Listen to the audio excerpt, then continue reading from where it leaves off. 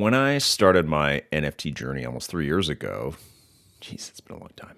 The fantasy platform Sorare was one of the first projects I checked out. And to be perfectly honest, I didn't really find it very interesting. It was in the middle of the pandemic, or the kind of start of it, and no sports were on at all. And I wasn't really in the fantasy mood. And also, I'm not that big of a soccer fan. Sure, I'll watch the World Cup, Euro Cup, maybe go to a local game here and there, MLS, but otherwise, I don't follow. I don't know the current players. So it didn't really make sense for me when I started my NFT journey, even though it was there and it was recommended to me by many people in the space. When my brother, Phil D, joined the space, I told him that he should check it out because he loves all sports and there's all these soccer players on that platform. But he checked it out, and honestly, at the time, we were more interested in just how much Top Shot was surging. But my, how the tables have turned today. Right now, or twice a week, I set about 6 to 7 Sorare lineups. I've spent about maybe like $1,000, $1,200 on the platform, and I've probably won like $300 or $400 in card value. And it's super fun. The platform is awesome. It's exactly what you would want out of fantasy sports, and it's exactly what they should evolve into in terms of being something that is on the blockchain. A system where you can buy the players you want and then trade them as you please with a very regulated supply, of course. And today, we've got the man behind it all on the show, Nicolas Julia, someone who's raised over $700 million for this platform and is kind of the same age as me. It's always weird when these founders have seemingly done so much, and I'm like, I'm the same age. I'm just here doing my show. Anyways, I like what I do, so nothing wrong with that. Nicolas was nice enough to make time to sit down with me for the better part of an hour last week and chat about how Sorare came to be and also what his priorities are, which turned out, like most tech people, are hiring. He's focused on hiring right now. I also challenged him on why Sorare pays so much for marketing. They spent, for the launch of their NBA product, they worked with so many different influencers, sending out affiliate links all over the place. They sponsor like the Joe Pomp podcast. They sponsored a bunch of crypto and NFT shows. They sponsored literally our next guest, Eric Whiteback, who's on the show next week, the collectibles guru. And I wanted to know from Nicolas directly why go so big, and also signed so many giant athletes as part of their ambassador program. I also asked him what his message is for people who are resistant to trying the platform. In our community, people who started with Top Shot and moved on to other stuff, some who are still in Top Shot and only Top Shot, they are so afraid of Sorare. They're like, no, not for me. They barely even give it a sniff. They've never given it a shot. And I wanted to know, I asked Nicolas what his message is for those people who love basketball and probably enjoy fantasy and DFS, how to get them onto the platform. And towards the end of the show, he even dishes out a little bit of alpha, something that's very different that's going to be coming to Sorare soon, or that rather they are trying to make happen. So have a listen to my interview with Nicolas Julia, the CEO and founder of Sorare. What's up, everyone? It's LG Doucette, and you're listening to The First Mint, a podcast about Web3, business, and sports. Before we get to the show, a word from our sponsors. This episode is brought to you by Evaluate.xyz, a safe and easy way to meet other NFT collectors, negotiate deals, and swap your moments live. Looking to expand your Top Shot, All Day, and Strike collection without spending your Dapper balance? With Evaluate, you can pair up with trading partners in seconds and swap your existing moments for new ones in secure trading lobbies. The fastest and easiest way to trade NFTs. Visit Evaluate.xyz today to start swapping moments with other collectors. Nothing on today's show should be considered financial or trading advice of any kind. Please do your own thorough research and make your own trading decisions. This is not advice. Ladies and gentlemen of the First Mint, we have a very special treat for you today. Nicolas Julia from Sorare, the founder. My man, how are you? I'm so glad that you're here. I'm so glad that we have you on the show. Look, I'm very excited to be here. Thank you so much for having me. I've been following you for a long time. And yeah, I very much look forward to having this convo with you. Wow. Look at this. You know, I always say this is one of the best parts, if not the best part of crypto Web3 is there is no chance that we would have met otherwise if not through all of this. Like even would you say you're following me? Like we're kind of following each other. It's that's such a fun thing, and we've been I've been an admirer of Sorare for so long, and now an active player as So well. And it's so great to be able to connect like this. What I want to know, Nicolas, before we talk about Sorare, before we hear the story, tell us about you. And I mean you as in like, what does a normal day in your life consist of? Like, what does a work day look like? And how much, what do you do outside of work? Is there any time at all outside of work? And what do you do during that time? yeah, of course. So it's maybe not a surprise, but I love sports. So I'm a big passionate about sports. So I try to to spend time doing sports. I have two amazing daughters, 4 and 6 years old, and a wife. So of course, spending time with them. And then at work, look, it's I spend a lot of time hiring. Spending time that we hire the best people, because at the end of the day, the product and the company is really a reflection of the quality of the people that you have. So I think that as a founder, you need to be very involved and set a very high quality bar for that. So that's number one. I would say number two is caring about the product. I think that as a founder and CEO with the vision, the mission, you need to be involved and on what's going on and the improvements, but also the big new stuff that we're gonna offer the community in the coming weeks, months, and years. And so I'm still deeply involved there with the team. And then we also have this hundreds of partnerships with the top leagues and teams, and so that requires some love as well. So I'm spending time with them to make sure that we are taking the best of these relationships to help us market the product and build the best product. How many people have you hired? Like how many people have you hired, and how many interviews have you done So in the Sorare timeline? I have done thousands of interviews. Bet. I That's don't keep account of this, and so you would find a disconnect between the time I spend there and the number of people. So we are. No, we are 160, I think, and we still spend a lot of time hiring, and we're gonna keep on growing fast.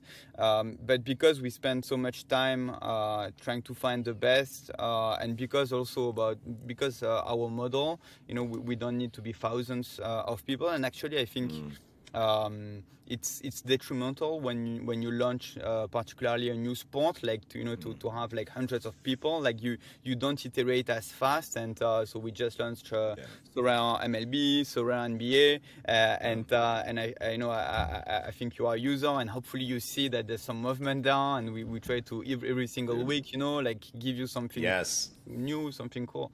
So I love it. Every week there's been something new, and I've been singing your praises, especially for the NBA stuff. So I think that's been wonderful.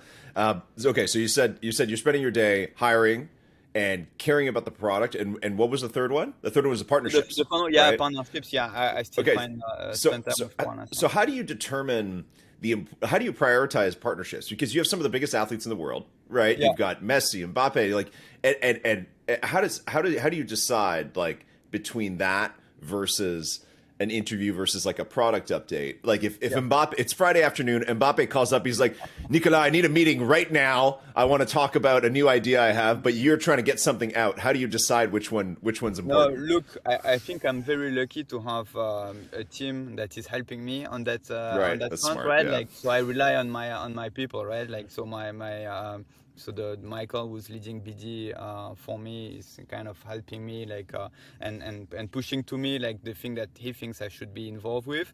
I think like if we dive a little bit more on the product side, there's a very strong community. So it's not just like looking at the product and talking with my engineers and product people. It's also spending time chatting with the community and reading the community. And so every single day, I'm I'm reading the feedback on Discord. I'm looking at Twitter. I'm answering messages. During the first 2 years, every single day, I was answering customer support to make sure that I understand. So now I cannot do it anymore. Yeah. But I think that you need to be obsessed about the people why you are waking up in the morning, right? And so Yeah. I'm maybe a bit too much down. Like sometimes, like I'm answering stuff I should not, but I just love it. I think that it's all about like user obsession, right? If you are not obsessed about this, I mean, you are not doing the right thing. So that takes a lot of time for me. Yeah. Was it hard for you, Nicholas, to let go of that? Because you're saying like you're in there every day for the first 2 years answering every question. You're on the ground, and now you've had to scale, let go a little bit. Was that a Yeah. difficult process? It's a balance. It's a balance. I think you need to have block times in your day where you do that, right? And not let your day go like this. So I think it's a balance, but it's important for a founder in a consumer company to be really spending time doing that. I think. Yeah. Yeah. Okay, that makes sense. Well, let's take a step backwards, Nicolas, and hear the bigger story. I want to know. I know that you and your co-founder were working together, I believe, when you had the idea for Sorare. I'd love to hear a little bit more about where the idea originated, and hear a little bit of that story. Yeah, of course, I love to. So, with my co-founder Adrien, we've been in what we call Web3 now for more than 7 years, and we saw the NFT standard, the non-fungible tokens popping up end of 17, beginning of 18, and we were like, whoa, people have been collecting stuff in the physical world for centuries, and now we have technology that is enabling digital ownership, and that's going to be massive. We are huge sports fans, and our dream was to bring the top athletes, the top teams, the top leagues on top of this to sell officially licensed NFTs. And then we were like, okay, collecting is cool. We can do something huge, probably 10 times bigger than physical collecting if we do that right. But if we want to build the biggest company in the world of sports, which has been our ambition since day one, then you need to have the funds to engage every day with your card, and that is a lot of work, and that's where the fantasy idea came from. This idea that you can do something more, and specifically on your timeline, I see lots of time people opposing collecting and gaming, or collecting and playing fantasy.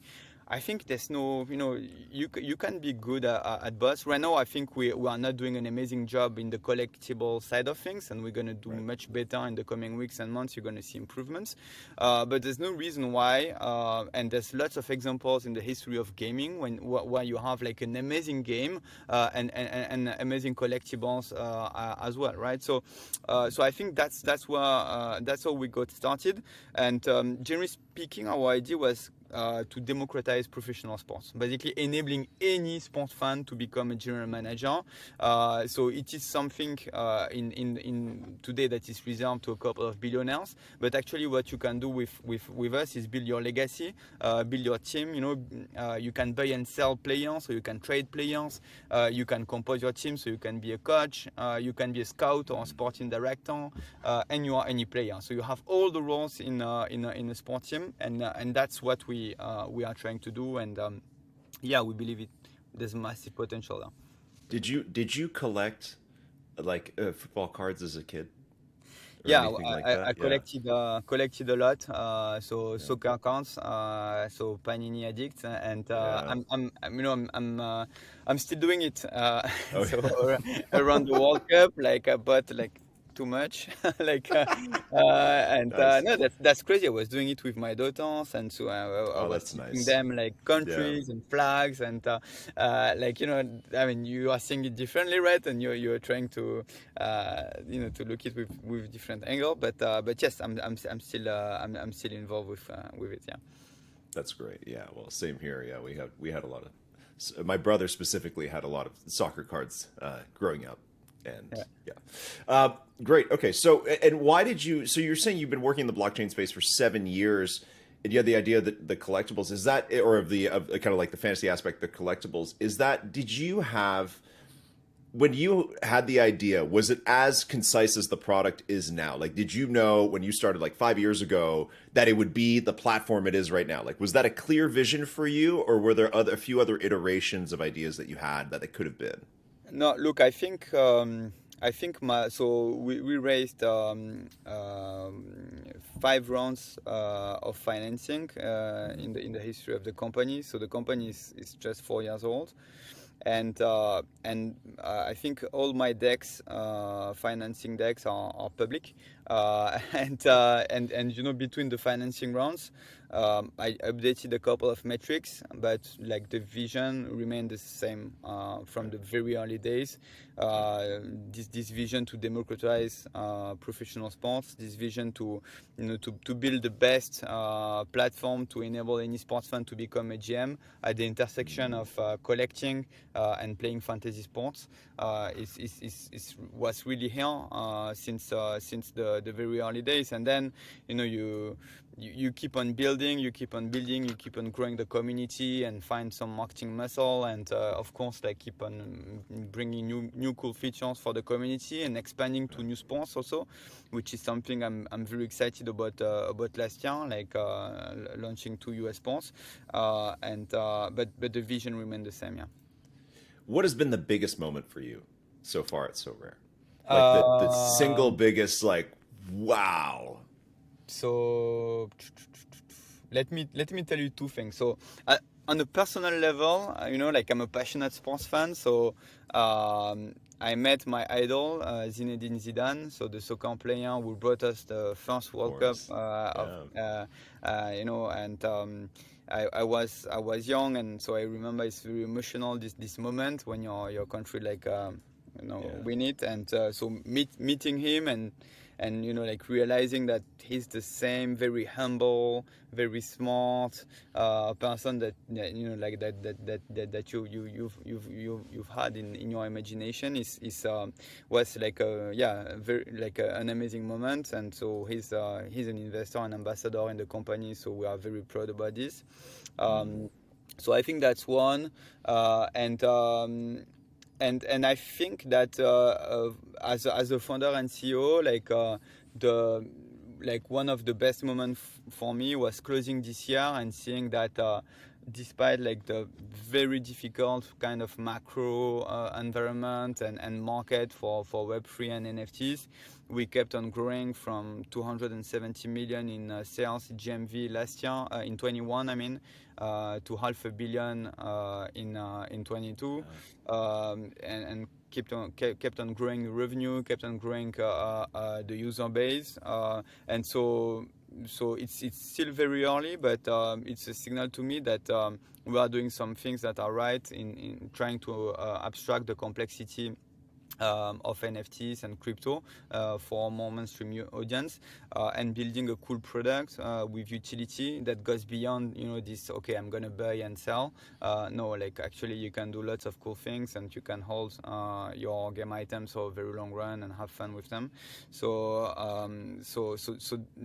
When I was writing this letter to my employees, like at the end of December, like I was like, yes, that's crazy what we've been doing, and um, yeah, there's much more to come, and I like to see the positive in every difficult moment in life, and every crisis is an opportunity also. And yes, it has become more difficult for us as a space, right? But the opportunity is to come together and to bond, like everyone, like around the Mm. common mission and doing the right thing for the community.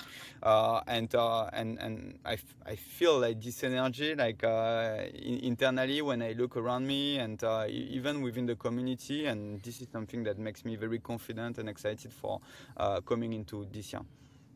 That's great, man. I love that out of everything that's happened to you, you didn't mention meeting the president of your own country as a highlight. I think that that's amazing. I think that that shows how successful it's been. There's nothing against Macron. I'm just saying that it's great that that's just how good it's been that he doesn't make the top two. Um, Yeah, no, look, I think Macron, our president, we are very lucky to have him. It totally changed the face of the country in the US in particular. So I was with him during his visit to that's President right. Biden, That's right. the first official state visit of Biden's administration, and yeah, that was amazing because you see that again, like n- people know that from France we can build massive brands, we can build massive Yeah. companies, and with massive user base, and we have a political will and support Yeah. to do that, and so for us entrepreneurs, it's really cool that to know that they are with us on that journey. No, that's great. Yeah, that's I've been. Yeah, there's a few different like really great tech companies out of France, so that's great to see, and great to get that sentiment from you. Let's say as Yeah. for your fellow countrymen there. Let's talk really quick about the marketing efforts of Sorare because I've been very impressed. And you guys have when you launched NBA, you did partnerships across the board with a lot of big NFT shows. You did with Joe Pomp, you did Bankless. You launched a lot of other big athlete partnerships, and even just in the football world, you've done Mbappe and Messi, and obviously you were so thrilled when they happened to meet in probably the greatest World Cup final there'll ever be. Honestly, like that was just unbelievable. I'm I, sorry, you I, guys. I I'm still sorry can't. France lost, but you couldn't I ask still for a can't better recover. match. No, no, it that was was great. that was one of the craziest things I've ever seen. Tell me about that. I'm assuming that a lot of that is coming down from you as well, from the leadership team of like let's go big on this NBA launch. Let's go big when it's World Cup. What's the guiding philosophy there to spend big and to go big? Yeah, so I think spending big has not really been part of what we've trying to do. Actually, we've really started some like meaningful paid marketing experiments about the World Cup, but I would still call them experiments. And more than two-thirds of our user growth has been organic last year, and so friends bringing friends and so on. So we're gonna be much more aggressive this year. On this front, and I think the way I look at it is on one side trying to create a cult brand around like the ownership of these collectibles, and so that takes time and trust and a lot of effort, and we're gonna, particularly in the US, which is a huge is gonna be huge effort for us coming into this year, like do more brand marketing and campaigns so that our name becomes familiar to any sports fan in the country.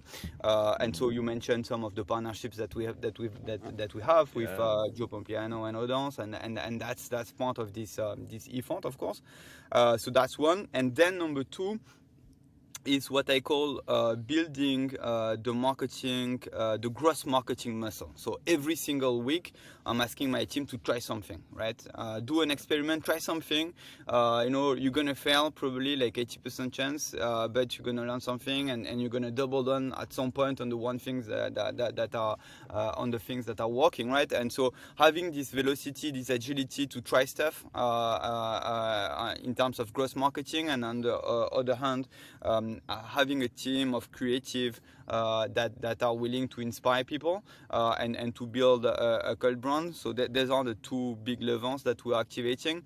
And on the brand side, yes, I think that we are in the world of sports, and we should leverage hundreds of partnerships that we have with the teams, the leagues, the players that you mentioned, and we are really just getting started with that. We're gonna do much more. We're gonna produce content with them. We're gonna engage with them before the games, during the games, after the games, and so there's much more that is coming. Last year was more foundational, like establishing the right partnerships and building our internal teams so that we can leverage them.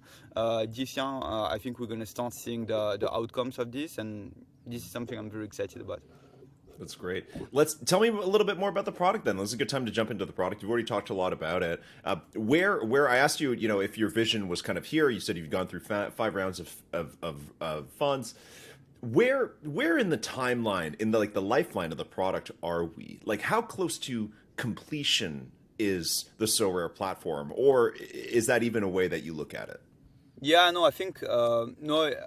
I would say it's definitely less than 20%, right? Like so, it's very early, like in our journey, and I can talk hours about the roadmap and all the things that we're gonna do in the coming months and years. But I think that um, yeah, it's definitely very. We have the pillars that are right in our core loop today, right? So you first part of the core loop, you collect, you trade coins in the form of NFTs. Then you use them if you want to, and we have part of the community that is just engaging with that part. But a big part is also building lineups with test counts. And enjoying live games and potentially win prizes. So we have this loop that is working very well. Buried trade counts, compose lineups, enjoy live, and win prizes, right? And there's lots that we can improve on every part of this core loop, specifically with the onboarding and mobile experience and so on. So we're gonna do a lot, and then on top of this, we're gonna consolidate this vision where we're gonna allow everyone to become a general manager. So you're gonna have your homepage, where you're gonna be manager level 1, level 2, level 3, and so you're gonna see yourself. So I don't know if it's gonna be an avatar or whatever. You're gonna see yourself growing as a manager, and the more you collect, the more you perform in the games, in the competitions, and the more you beat your friends in the private leagues, the more you're gonna grow, as a legend, and the more you're gonna build your dynasty, right? So that's a bit like short form of where we're going in the coming months. Great. Amazing. Are you saying that maybe one day we'll see Sorare will give us profile photos, Of course. PFPs? No, there's lots of things that we have in mind, and yeah, that's definitely an opportunity that we could explore. Oh wow. Okay. Cool. Did you actually, since you've been in the game for a while, and especially in the NFT game, you've been around for a really long time. I wanted Yeah. to ask you, did you see that trend coming in 2021? Because I think, when the 2021 run started 2 years ago, I'd been in for 6 months, and I had a certain idea of, here's what's going to be big, here's what new people are going to like, and then boom, back then people that had profile photos were like people with punks and maybe a few avastars, but it wasn't a thing really. And Yeah. then apes came along, changed the game. That's what it is now. Like that's top collections on OpenSea. It's all PFP projects. Did you anticipate that? I think that from the very first day of the company, more than 4 years ago, I was like, okay, NFTs are a way to enable digital ownership, right? And that's going to be a big deal. And any item of value on the internet is going to be an NFT at some point. And I was like, okay, I need to bet my career on that, and I need to build something massive at the intersection of that and sports that I love. And so yes, I've been convinced about that since the very very early days.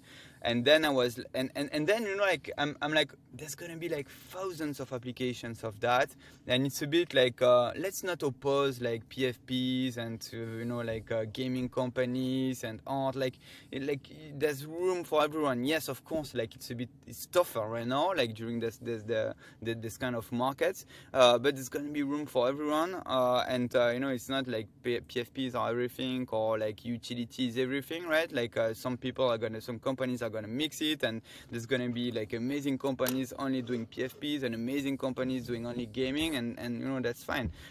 So yes, since the very early days, like convinced that it's gonna change the web as we know it, and when you look at the metrics, we are still like in the very very early days of adoption for sure.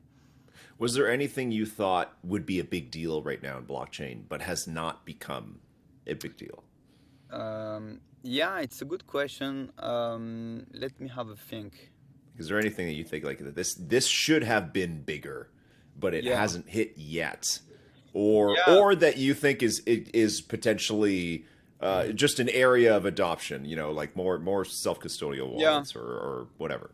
Yeah, no, I think, look, I think DAOs, decentralized autonomous organizations, are a concept that intellectually, like, I find like very, very interesting. And in practice, I think it's still like trying to find like compelling use cases and real adoptions. To be frank, like it has been some time since I've not like experimented with them, but yeah, when the concept was first introduced, I was really thinking that it could be huge, and it took some time, right? And it's still in experimentation phase. So yeah, I think that's one of the ideas where, um, Right. yeah, Well, we're gonna maybe use. I'll find some other So Rare users, and we'll start a So Rare fan DAO, and Yeah, that you can could be cool watch actually. us experiment with that Yeah, and try a yeah, few different fun things. I tried,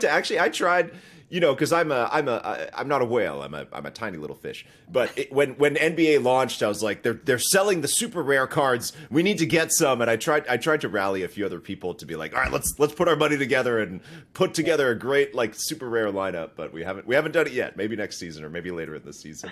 Yeah. I did want to ask you, just to go back to So Rare, while we still have you, Nicolas, is to talk about the word collectibles. Because in the 2022 recap, you did mention, and even you mentioned it today, that the baseball and the football cards, you see them as collectibles. Can you tell us a little bit more about that? Because I think you're right. Like, you go on Twitter, especially in our community, the debate rages on of what's, gamification, collectibles, fantasy, whatever that is. How do you see that, and how do you see that integrating into So Rare? Yeah, I think it's a very good question. I think first of all, like you don't declare, or you cannot have an authoritative statement saying like it is a collectible or it is not. It's Mm-hmm. time is gonna tell us, right? Which one are gonna be collectibles and which one are not going to be collectibles.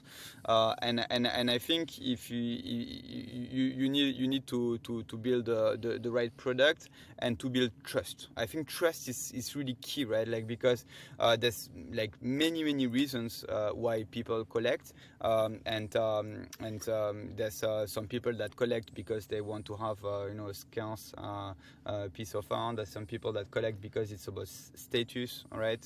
There's some people that collect because they want to trade and make money out of it. So there's many reasons why we collect, but at the end of the day, like you need to trust the organization that is releasing the collectible. And yes, for us, it's going to be a big thing. We have many stuff, many initiatives that we are working on. Just to give you one example that I've never declared publicly, I think we are exploring the intersection of art and digital counts, so having collaborations with artists that gonna release like specific drops of Sorare cards, and so this is something I'm very excited about, and like yeah, we're spending lots of time like thinking about that. So Oh, that's one example, and of course like you need to have the right tools to have your community like um, kind of interacting with this account. So that means having a place in the product where you can solve them. That means like having a cool way to show them in your social networks. That means having a specific feeling on mobile when you touch them, when you flip them. So fully leveraging the possibilities of mobile device to interact with them. So all that stuff we are working on, and yes, this angle is going to be important in the company future for sure. the mobile app is fantastic. Honestly, it's just amazing. So, and again, I am a genuinely a fan of the product, and when I downloaded the app at the start of the season, I was very impressed and how easy it was to manage. And I don't mean that as a plug. I mean that as a like anybody who builds a fantasy lineup. It's nice when the app is simple and easy to use, or to use like Yahoo or DraftKings or whatever. It's like it's nice to have an app that's simple and you Yeah. can see your progress and you can see how many points your players have scored and stuff. So that's really great. Can you tell me anything else about the art part? Is there anything else you can say? I've said a lot because this is something my CMO is gonna kill me, right? But that's fine. It's That's fine. okay. They were recording this in advance, so it's not live. So they have a few days to try and find me to kill that part if you want. Or we could Okay. bleep it out. We could just bleep No, out exactly. every single time. But that's cool. That's great. Well, congrats. I think that's really cool, and I think people will be really excited about that.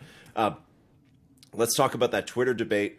Nicolas, we have a lot of people who are still hesitant to try Sorare, and I don't know why, but they're just like, I just can't do it. What is your message to people who collect NFTs, who collect other digital collectibles, who love sports, who love either the NBA or the MLB or any of the all of the different football leagues that you have on? What's your message to them to get them to just, hey, spend 5 minutes and build a lineup? Like, what do you want to say to them to convince them? So just so that I understand, like, what type of resistance, like for the NFT people I that don't have tried know. the I don't product? know. I mean, people are Yeah, just like, listen, I'm just, I love doing Top Shot. I just don't want to try anything else. And I will say I don't think that that's necessarily exclusive to So Rare. I think we've seen a lot of people just kind of resistant. They want to stick to what they're doing. And there's nothing wrong with that. But, yeah, I guess maybe people who don't want to try too many new things at once. What is yeah. your message to them? No, I think that like people that are excited to become general managers and to have like total control, right, Yeah. in the team that they are building, and what people that want to experience what it is to be a billionaire owning a real sports team, like should give it a try, right? Because I think that's really what we are emulating with the platform, like this ability again, like to be an owner, so to make trades, the ability to be a scout, a sports director, and identify the next talent, the ability to be a coach, and build lineups, and so I think that's an amazing value proposition. So that's one thing I would say. The other thing I would say is that so that's more for people that have been playing video games for a long time. People are spending like dozens of billions of dollars every year, buying game items that they don't own, and with our platform, like you can engage with your passion, with your sports, but truly owning your game items and being able to resell them and to use them across the seasons. So having this continuity on your team. So that's amazing, and then like people coming from other NFT projects or crypto projects. Look, I think we are just like a different company, right? Like, and like I love like what a couple of other companies are doing. We are just different. I think we operate differently. We have like different convictions as well. Like we've never built our own blockchain. We've never released our own tokens. Like we are truly focused on the community, on the people, and doing the right things for them. And that's the one thing that matters to me. And yes, we are doing mistakes from time to time. When we are doing it, we try to be transparent about them and try to fix as soon as we can. But we are really obsessed about the community. Okay, I only have a few more questions for you. It's a great answer. Where do I get a hoodie like what you're wearing? That's one of the things that we plan to release more How broadly. can No, you it's wear that and it's when we can't buy crazy. it? It's no, I'm sorry about that. It's crazy. It's crazy, like the amount of people that are writing to me every single day to get merchandising. So that's cool because that means that we people care, and we that's the beginning Yeah, of a brand. Like if people want to engage yeah. with that, so that I'm very excited about. We do plan. We do have plans, not short term, but we want to do more. We want to offer that to the community. So stay tuned. What would you if you could pick any item? Okay, actually, let me back up. I wrote a tweet last year about how there are too many black hoodies in NFTs, and I don't mean like there's nothing. If there's a Sorare black hoodie, there's no problem with that. But I was just saying every collection I had was like, we're doing a merch sale. Here's a big black hoodie, and I was like, okay, something different, please. If you could do anything for any merch for Sorare, and again, we won't hold you to it. If you say something and it doesn't happen, that's fine. But I mean, like a tracksuit, like a jersey. Yeah. I don't know Have you if you seen could the do like jersey? snowboards, anything you want. What would it be? It's going to be a jersey, and I don't know if you've seen this morning. I was Makes sense. tweeting a jersey, No, I didn't see it. It's early and for me. so and so yeah, I think that's my only tweet of the day, so you'll find it easily. Okay, And let's see. and so yeah, we do plan to have like unique editions of jerseys. So this morning, what I posted was it's an Oh, experiment. nice. It's an experiment, right? But yeah, the community reaction seemed to be like pretty positive. So we're gonna do more. We're gonna do more about this, and yeah, we're gonna do really cool stuff around that. Yeah. That's great, man. Okay, well, I've got you for another minute, Nicolas. I gotta play a game. Okay, and at the end of every show, we play a game, and it's called Would You Rather. Okay, and I Yeah. give you two options, and you Yeah. tell me which one you would rather. It's very simple. Okay. Yeah. Yeah.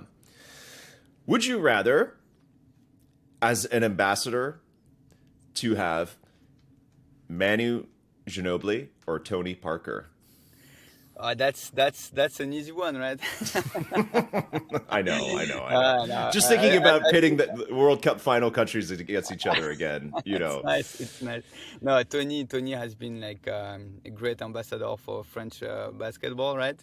Yeah. And no, we have Rudy Gobert, who's an investor in the company that is doing amazing things with the Timberwolves. And apparently next year, like there's a rookie who's going to be exciting. So no, Tony. My answer is Tony. Okay. Yeah, it's true. You guys do have the most exciting prospect in basketball is definitely French. So that's great. That is, I actually forgot about that before the interview. Okay, next one. Would you rather that France wins the next 3 World Cups, which would be Yeah, insane, yeah, possible, you never know, yeah. or France wins the next 3 gold medals in basketball at the Olympics?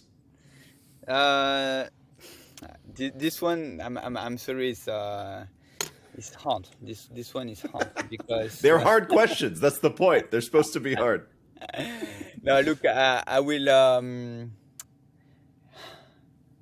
It's a difficult one. I will go. So I love the two sports, but I would go with basketball. Why? Because we've never been Olympic champions with the national team, and the first one is always like an emotion, that you remember, right? And so I remember in soccer, like the first World Cup was different than the second one, and so yeah, I would pick this one. Okay. Last one. Would you rather you have a new ambassador coming to So Rare? Would you rather that it's The Rock, Dwayne Johnson, or Justin Bieber? Uh, I would pick Justin Bieber. I think he's got. I Wow. mean, but yeah, but both have like phenomenal audiences. But yeah, I would pick him. He could write a song. He could write a So Rare song. But There you look, go. like my team is getting crazy about this intersection of sports and culture in general. So I mentioned Yeah. art, but music is also one of them. And so I think that yeah, there are many things that we're gonna explore. Listen, I'm Canadian. I'm from Toronto originally, and both our teams, our main teams, have had local artists become their ambassadors. We've had Justin Bieber become the ambassador for the Maple Leafs, and Drake become the ambassador for the Raptors. So, highly recommend either one. The Rock also fantastic. Nicolas, thank you so much, man. It's been great to have you, and it's a pleasure to connect. And thank you so much for having me.